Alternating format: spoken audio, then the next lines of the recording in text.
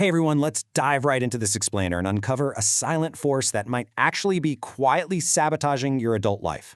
We spend an enormous amount of time in our culture talking about the highly visible events that shape us, right? The traumas, the dramatic shifts, those big memories we can easily point to and say, yep, that is exactly why I am the way I am.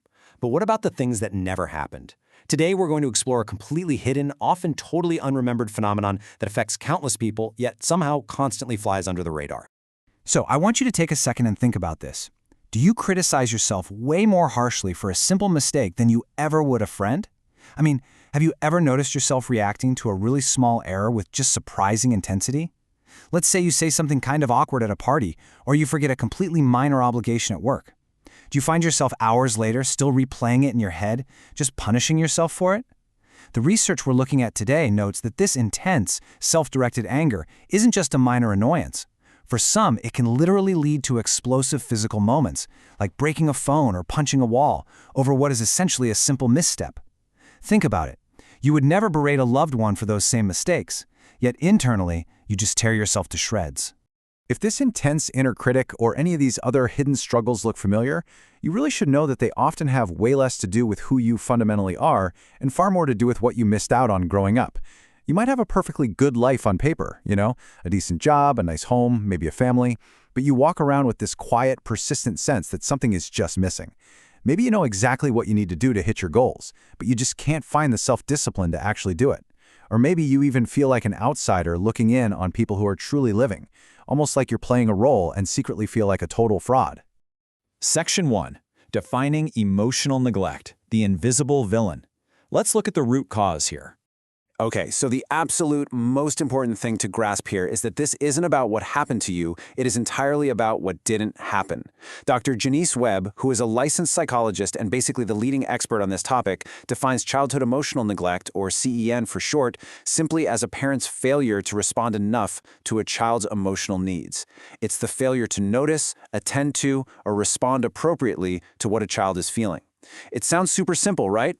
But its impact is absolutely profound, precisely because it's so incredibly common and so easily missed by everyone involved.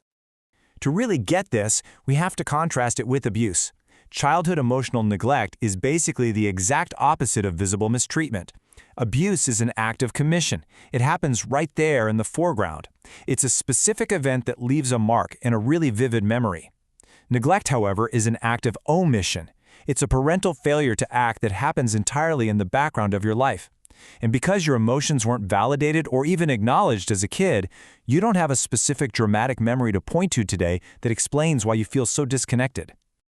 Dr. Webb has this incredible quote, "Emotional neglect is the white space in the family picture." I love that metaphor because it brilliantly explains why there are no dramatic memories of mistreatment to explain your adult struggles.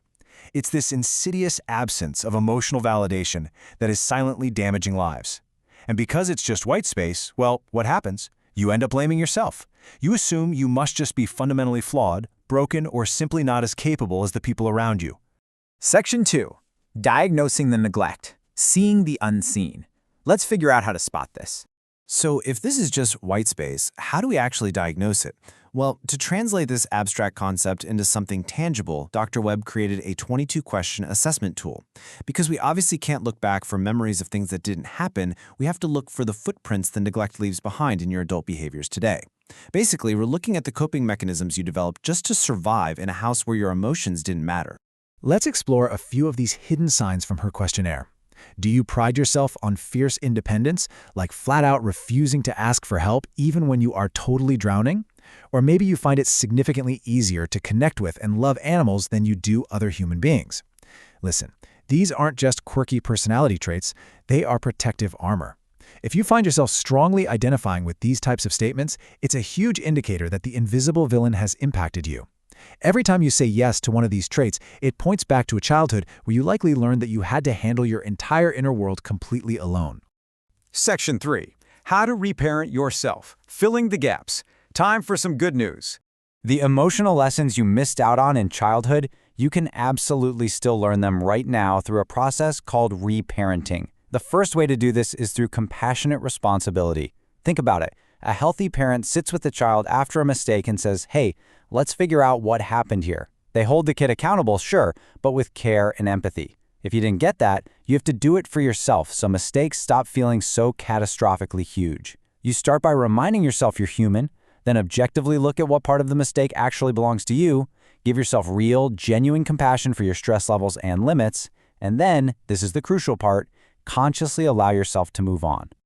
The second way to reparent yourself addresses self-discipline. Look, we aren't born knowing how to manage our impulses or force ourselves to do difficult things. Self-discipline is a learned skill. If you struggle with it, it doesn't mean you're inherently weak. It just means your parents didn't set the balanced, fair limits required to teach you this skill internally, but you can practice it now. The absolute most important step here is to stop the harsh self-judgment. Calling yourself weak actually destroys your psychological ability to follow through. It literally drains your motivation. Now, a lot of people feel a massive gap in their lives because there are actually two types of parental love and they only ever got one. Type 1 is general love. It's providing the basics, keeping you safe, saying, "Of course I love you, you're my kid." Many well-meaning parents provide this and mistakenly assume it's the whole shebang. But type 2 is deep love. This is when a parent really watches and truly sees the child for exactly who they are, their unique quirks, their passions, their specific fears. Growing up with plenty of type 1 love but absolutely zero type 2 love, that's the exact recipe that creates that quiet, persistent sense of emptiness we talked about earlier. So how on earth do you fix a lack of type 2 love as an adult? By finally paying deep attention to yourself. You have to ask yourself the hard questions. Who are you really? What do you actually love or passionately hate? Make a physical list of your good qualities. Are you loyal, dependable? Write them down, read them often, and learn to truly own them. I'll warn you, this might feel incredibly uncomfortable at first. If you're used to the invisible villain's harsh inner critic, acknowledging your own worth is going to feel so unnatural. But building this muscle is exactly how you give yourself the deep love your parents missed out on providing. Section 4. Taking the first step, the foundation of healing. Let's wrap this up with where to begin. Now, repairing these unseen wounds requires a very specific starting point.